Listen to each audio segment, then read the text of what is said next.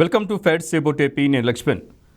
ఆంధ్రప్రదేశ్ రాజధాని అమరావతి ఒకటే ఉండాలని చెప్పి ఉద్యమం రైతులైతేనేమి, అక్కడ అమరావతి పరిరక్షణ సమితి అయితేనేమి దాదాపు 1500 రోజులుగా ఉద్యమం చేస్తున్నారు. ఈరోజు 1500 రోజులు. డిసెంబర్ 17, 2019న జగన్మోహన్ రెడ్డి గారు అసెంబ్లీలో 3 రాజధానులు కావాలి, అది కూడా శాసన రాజధాని అమరావతిలోనే ఉంటుంది, కార్యనిర్వాహక రాజధాని విశాఖపట్నంలోను, న్యాయ రాజధాని కర్నూలులో పెట్టాలని ఒక ప్రతిపాదన అయితే తీసుకొచ్చారు. యుద్ధ ప్రాతిపదికన 3 రాజధానులను బిల్లు పెట్టారు, అసెంబ్లీ ఆమోదించింది. ఆ తర్వాత నుంచి స్టార్ట్ అయిన ఉద్యమం జగన్మోహన్ రెడ్డికి శిరోభారం కాదు కదా, తల తీసి పక్కన పెట్టిన పరిస్థితి కల్పించారు రైతులు. ఎందుకంటే ప్రభుత్వాన్ని నమ్మి చంద్రబాబు నాయుడు గారు కానీ లేకపోతే వేరు వాళ్ళు కానీ ఇవన్నీ కాదండి, రాజధాని కావాలి, విభజిత ఆంధ్రప్రదేశ్కి రాజధాని కావాలని చెప్పి ఎంతో స్వచ్ఛమైన ఆలోచనలతో రాజధాని అమరావతి రైతులు ముందుకొచ్చి రాజధాని నిర్మించుకుందామని రాష్ట్ర ప్రభుత్వం పిలుపునిస్తే పెద్ద ఎత్తున 33,000 ఎకరాలు భూమిని ఇచ్చారండి. ఇచ్చిన రైతుల్ని జగన్మోహన్ రెడ్డి గారు రాగానే మోసపూరితంగా, కుట్రపూరితంగా చంద్రబాబు నాయుడు గారు స్టోన్ వేసిన అక్కడ అమరావతిని 3 భాగాలుగా చేసి ఒక రాజకీయ ప్రయోజనాల కోసము అమరావతి రాజధానిగా ఉండకూడదు, నేను పెట్టిందే 3 రాజధానులు ఉండాలనే ఒక కుట్రపూర్వకంగా ఆయన వెనకుండి ఎవరు సలహాలు ఇచ్చారో కానీ మొత్తానికి 3 రాజధానుల అంశమే ఇప్పుడు వైసీపీని ముంచుతుంది అన్నది చాలా స్పష్టంగా కనిపిస్తుంది. కృష్ణానది ఒడ్డున ఉంటూ ఆయన కృష్ణానదిలో ఆయనతో పాటు వైసీపీని నమ్ముకున్న కేడర్ని కూడా ముంచే పరిస్థితి ఈ 3 రాజధానులను తీసుకొచ్చాయి. ఎందుకంటే ఇది ఎవరు హర్షించరు, దేశమే కాదు ప్రపంచవ్యాప్తంగా ఉన్న ఏ తెలుగు వాళ్ళు హర్షించరు. ఎందుకంటే విభజిత ఆంధ్రప్రదేశ్కు రాజధాని అమరావతి పేరు ఫిక్స్ అయింది. అది చంద్రబాబు నాయుడు గారు పెట్టారా లేకపోతే ఎవరు పెట్టారా, తొలి ముఖ్యమంత్రిగా వచ్చిన చంద్రబాబు నాయుడు గారు, ఆయనకు ఒక రైట్స్ ఉంటాయి, ఆ ప్రభుత్వానికి ఆ రైట్స్ ఉంటాయి. ఆ ప్రభుత్వం నిర్ణయించిన దాన్ని ప్రభుత్వాలు మారినప్పుడు రాజధానులు మార్చడాలు, ప్రభుత్వాలు మారినప్పుడు ఎప్పటి నుంచో శతాబ్దాల కాలం నుంచి వస్తున్న పేర్లు మార్చడాలు, ఆ పేర్లకి వాటికి వాళ్ళ నాన్నగారి పేరు రాజశేఖర రెడ్డి గారి పేరు ఆయన పేరు పెట్టుకోవటాలు, ఇది ఎక్కడ దౌర్భాగ్యం అండి? ఇటువంటి దౌర్భాగ్య ప్రభుత్వాన్ని గతంలో ఎన్నడూ చూడలేదని చెప్పి విశ్లేషకులు నెత్తినోరు కొట్టుకుంటున్నా కానీ జగన్మోహన్ రెడ్డి గారికి అవి వినిపించవు. ఎందుకంటే ఆయన 3 రాజధానుల అంశం అన్నారు, ఆ తర్వాత దాన్ని వదిలేశారు. 3 రాజధానులకు సంబంధించి ఒక ఇటుక కానీ, ఒక బొచ్చడి ఇసుక కానీ, మట్టి కానీ పోయిన పరిస్థితి. అటువంటి పరిస్థితి నుంచి ఈరోజు ఆయన ఎప్పుడైతే అసెంబ్లీలో 3 రాజధానులు సిఆర్డీ బిల్లు రద్దు చేస్తూ ఆయన నిర్ణయం తీసుకున్నారో అప్పటి నుంచి మొదలైన ఉద్యమం నేటికి 1500 చేరింది. 1500 రోజుల నుంచి రైతులు వివిధ రూపాల్లో ఉద్యమం చేస్తూనే ఉన్నారు. రాష్ట్ర ప్రభుత్వానికి వాళ్ళ యొక్క విధానాలను, వాళ్ళ యొక్క ఆగ్రహాన్ని, వాళ్ళకి జరిగిన అన్యాయాన్ని ప్రతిరోజు ప్రశ్నిస్తూనే ఉన్నారు. 1500 రోజులుగా రైతులు చేస్తున్న ఉద్యమం వైపు ప్రపంచం మొత్తం చూస్తుంది, కానీ 2 కిలోమీటర్ల దూరంలో ఉన్న జగన్మోహన్ రెడ్డి గారు ఆయనకి అది కనిపించదు, అది వినిపించదు.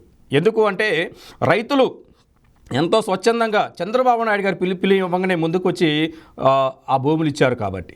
ఎందుకంటే ఈయన ఆ రోజు అసెంబ్లీలో రాజధాని నాకు ఇక్కడ అవసరం లేదు, 3 రాజధానులు ఉండి పాలనా వికేంద్రీకరణ జరిగితే బాగుంటుందని చెప్పి ఆయన స్టాండ్ అప్పుడు చెప్పాల్సింది. ఎందుకంటే దాదాపు 33,000 ఎకరాలు రాజధాని నిర్మాణం కోసం చంద్రబాబు నాయుడు గారు గవర్నమెంట్ ఒడివడిగా అడుగులు వేస్తూ రైతుల నుంచి భూ సమీకరణ వంటివి జరుగుతున్నప్పుడు జగన్మోహన్ రెడ్డి గారు ఏం మాట్లాడలేదు. అసెంబ్లీ వేదిక కూడా ఆయన మాట్లాడింది ఒకటే, 3 రాజధానులు అనే అంశం ఆ రోజు మాట్లాడవచ్చు కదా, అప్పుడేం మాట్లాడలేదు. రాజధాని అమరావతి ఇక్కడ పెట్టడం నాకు ఇష్టమే, మా పార్టీ కూడా ఆమోదం తెలుపుతుంది, పూర్తి మద్దతు తెలుపుతుంది, రాజధాని రైతులకు మేము ఎప్పుడు మా పార్టీ తరఫున అండగా ఉంటాం, అందరికీ న్యాయం జరిగే విధంగా, రైతులకు న్యాయం జరిగే విధంగా ప్రభుత్వం చూస్తుందని నేను నమ్ముతున్నాము, రాజధానికి ఇంకా 50,000 ఎకరాలు ఇస్తే ఇంకా బాగుంటుందని చెప్పి కూడా ఆయన జగన్మోహన్ రెడ్డి గారు అసెంబ్లీలో ప్రకటించిన పరిస్థితి. మరి ఆ రోజే చెప్పొచ్చుగా, మాకు ఇక్కడ అమరావతి వేదికగా రాజధానిని ఏర్పాటు చేయడం మాకు ఇష్టం లేదు, మా రాయలసీమలో పెట్టండి, ఉత్తరాంధ్ర వెనకబడింది అక్కడ పెట్టండి అని చెప్పి అప్పుడు అనొచ్చు కదా.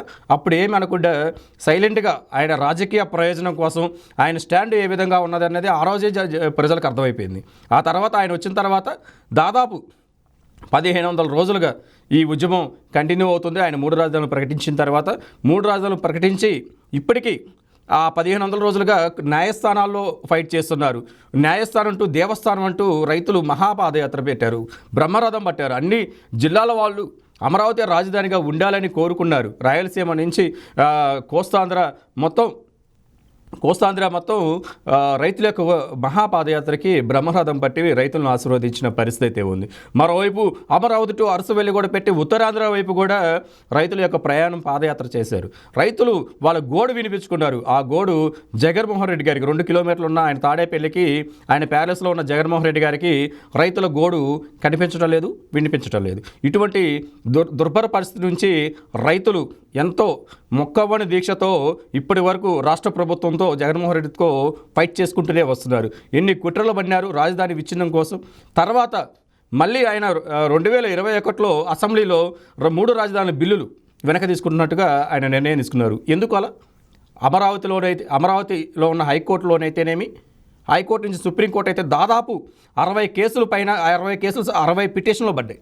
రైతులైతేనేమి, అమరావతి పరిరక్షణ సమితి ఆధ్వర్యంలో అయితేనేమి, బహుజన జేఏసీ తరపునైతేనే పెద్ద ఎత్తున పిటిషన్స్ వేశారు. హైకోర్టు మొట్టికాయలు వేసింది, సుప్రీంకోర్టుకు వెళ్ళారు, సుప్రీంకోర్టులో కూడా మొట్టికాయలు పడ్డాయి. ఎందుకంటే ఒక ప్రభుత్వం ఒక ఏరియాకి ఒక డెసిషన్ తీసుకుంటే, ఒక రాజధానిని తీసుకుంటే ఆ రాజధానే అక్కడ కంటిన్యూ అవ్వాలి. ప్రభుత్వాలు మారినప్పుడల్లా రాజధానులు మార్చుకుంటూ పోతుంటే ఆంధ్రప్రదేశ్ కాదు కదా, దేశంలో ఎక్కడ మనుగడ అనేది ప్రశ్నార్థకంగా మారుతుంది. అటువంటి పరిస్థితుల నుంచి కోర్టులు మొట్టికాయలు వేయటం, కోర్టులు కూడా రాజధాని అమరావతి ఉండాలని డైరెక్షన్ చేయటం, కోర్టులు పదే అడ్డుపడటం, వాళ్ళ చట్టాలను గుర్తు చేయటం, అదేవిధంగా రూల్స్ అండ్ రెగ్యులేషన్స్ గురించి చేయటంతో జగన్మోహన్ రెడ్డి గారికి ఊపిరాడక ఆయన పెట్టిన ఏదైతే 3 రాజధాని బిల్లులు వెనక తీసుకొని మెరుగైన బిల్లుతో మళ్ళీ ముందుకు వస్తామని చెప్పి అక్కడి నుంచి తప్పించుకున్నారు. ఆ తర్వాత కూడా దాదాపు ఈ 2 ఏళ్ళ నుంచి కూడా 3 రాజధాని తరలించాలి విశాఖపట్నం కానీ అంటున్నారు. కానీ మరి న్యాయ రాజధాని గురించి, కర్నూలు గురించి, రాయలసీమ గురించి ఆయన పట్టించుకున్న దాఖలాలు లేవు. 3 రాజధానులు అనేది మహా పెద్ద నాటకం అనేది దీంతో చాలా క్లారిటీగా వచ్చింది. 1500 రోజులుగా దాదాపు 270 మంది రైతులు ఈ రాజధాని ఇష్యూలో చనిపోయారు. గుండాకి చనిపోయారు కొంతమంది.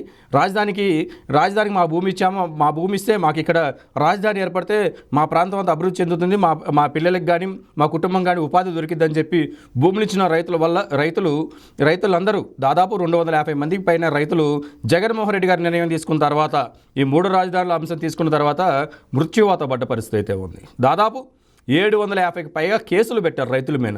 మహిళలని రోడ్డుకి ఈడ్చి కొట్టారు.